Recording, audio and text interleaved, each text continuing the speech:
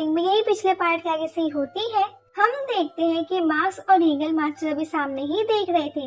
अभी सबकी नजर चेंग पर ही थी। चेंग फिर से लग गया था अपने अगले स्पिरिट मास्टर को समन करने के लिए। हम देखते हैं कि एक और स्टोन पर कई सारे स्क्रिप्चर्स लिखा कर आते हैं और उसके बाद उसमें से उस वाले मास्टर निकलते हैं जो सबसे ज्यादा खतरनाक दिखते हैं। बाकी सब तो इन्हें देखकर शॉक हुए ही थे, लेकिन सबसे ज्यादा शॉक वहाँ पर वो वाला मॉन्क वाला कल्टिवेटर लग रहा था। हम देखते हैं कि चेंग अभी भी रुका नहीं था। वो फिर से कल्टिवेशन करते हुए अपने फोर्थ स्टोन को भी एक्टिवेट कर लेता है, जिसके बाद उसमें से फोर्थ मास्टर भी वहाँ पर आ जाते हैं और फिर से सेम इसी तरह का फिफ्थ मास्टर को भी वहाँ पर समन कर लेता है। अब यहाँ पर सभी मास्टर ने देख रहे थे, वैसे किसी को भी अंदाजा नहीं था कि उस दिन उन्होंने जो कुछ भी देखा वो चेंग ने किया था। इसके बाद अब वो सभी लोग अपने घुटनों पर आ गए थे, यहाँ तक कि वहाँ के सारे मास्टर और सारे डिसिपल भी। लेकिन यहाँ पर मार्क्स भी चेंग पर चिल्ला ही रहा था। वो कह रहा था कि जरूर ये टेक्निक तुम्हें तुम्हारे फादर से ही मिली हुई, क्योंकि तुम कभी इतने पावरफुल टेक्निक का यूज कर ही नहीं सकते। लेकिन यहाँ पर चेंग कहता है कि कल्टीवेशन एक ओशन है जिसमें तुम्हारे पास पूरी एक बूंद भी नहीं है। तुम ये मत सोचो कि सारा पानी तुम्हारे पास ही है। इसके बाद अब चेंग अपनी एनर्जी रिलीज करते हुए बेल वाले मास्टर के साथ मिलकर अटैक करता है। चेंग उनकी उस बेल को बजा रहा था और अब चेंग जैसे उसे बजाता है तो यहाँ मास्टर के हाथ में जो बेल थी, मास्टर भी उस बेल को बजाते हैं, जिसके बाद उसमें से एनर्जी निकलती है।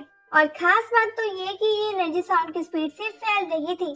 लेकिन जैसे ये होते हुए मार्क्स देखता है तो वो तुरंत ही अपने ईगल मास्टर से कहता है कि मास्टर मुझे बचाइए। जिसके बाद उसके वो ईगल मास्टर वहाँ पर एक बैरियर क्रिएट करने लगते हैं। इस बैरियर में वो 2-3 लेयर का इस्तेमाल करते हैं और फिर ये बैरियर पूरा मार्क्स को कवर कर लेता है। लेकिन चेंग की वो बेल वाली एनर्जी वहाँ से बहुत दूर दूर तक फैल रही थी।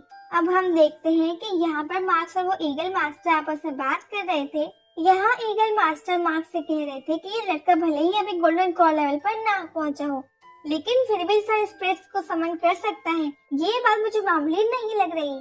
अब मार्क्स कहता है कि हाँ, आप बिल्कुल सही कह रहे हो, मगर जरूर इसमें ऐसी कोई इतनी चाल होगी क्योंकि ये तो ताकतवर नहीं है।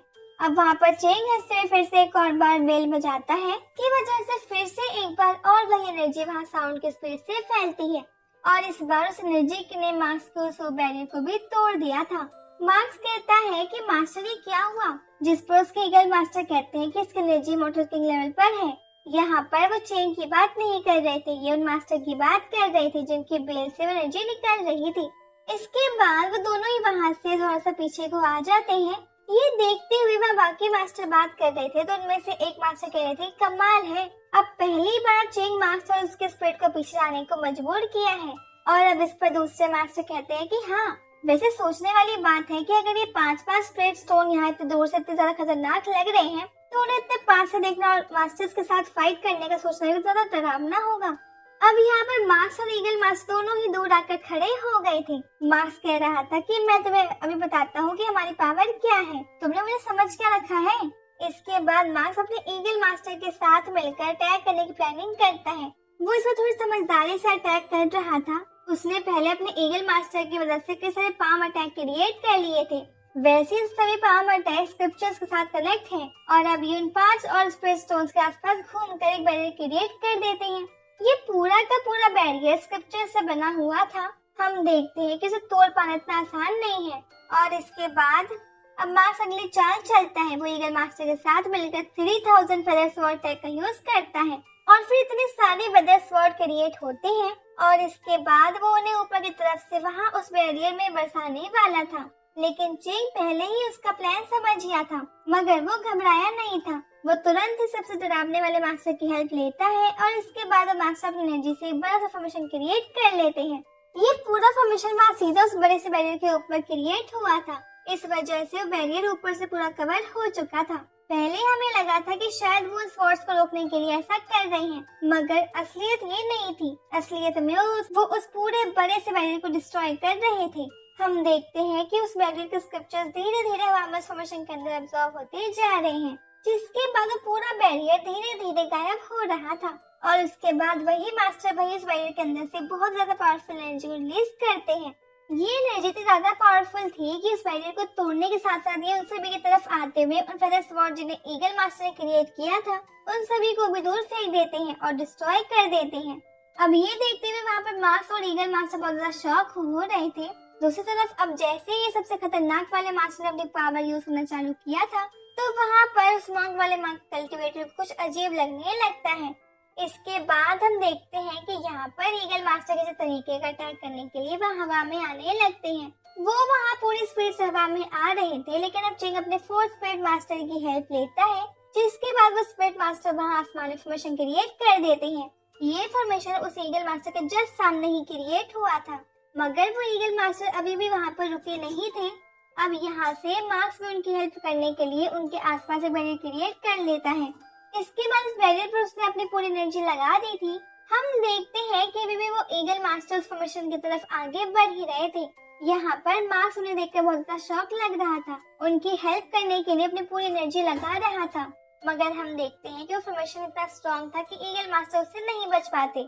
यहाँ पर मार्क्स उन्हें बचाने के लिए अपने स्वॉर्ड क्रिएट कर रहा था, लेकिन अब उसके अंदर भी एनर्जी ही नहीं बची थी, किस कारण से वो भी वहाँ से फेंक जाता है। और साथ ही बस इतना ज्यादा डैमेज हुआ था कि उसने हार मान ली थी और अपने मास्टर को हेल्प के लिए बुला लिया था, जिसके बाद मास्टर शाओ तुरंत वहाँ पर आते हैं और उसे कैच कर लेते हैं। अब मास्टर उन्हें देखकर खुश हो गया था, वो उनसे सॉरी कहता है, पर फिर मास्टर कहते हैं कोई बात नहीं, तुम जितना कर सकते थे तुमने उतना किया। और इसके बाद अब मास्टर उसे वहाँ से ले जाते हैं। हम देखते हैं कि दूसरे मास्टर भी कह रहे थे कि मास्टर बहुत अच्छी लड़ाई की। तभी एक और मास्टर कहने लगते हैं कि हाँ, लेकिन इस जगह का फ्यूचर चेंज ही है, उसके पास इतनी सारी पावरफुल स्पिरिट्स और उनके साथ सारी पावरफुल टेक्निक्स भी हैं। इन सभी टेक्निक्स के बाद तो कुनलुन माउंटेन बहुत ज्यादा स्ट्रॉन्ग हो जाएगा।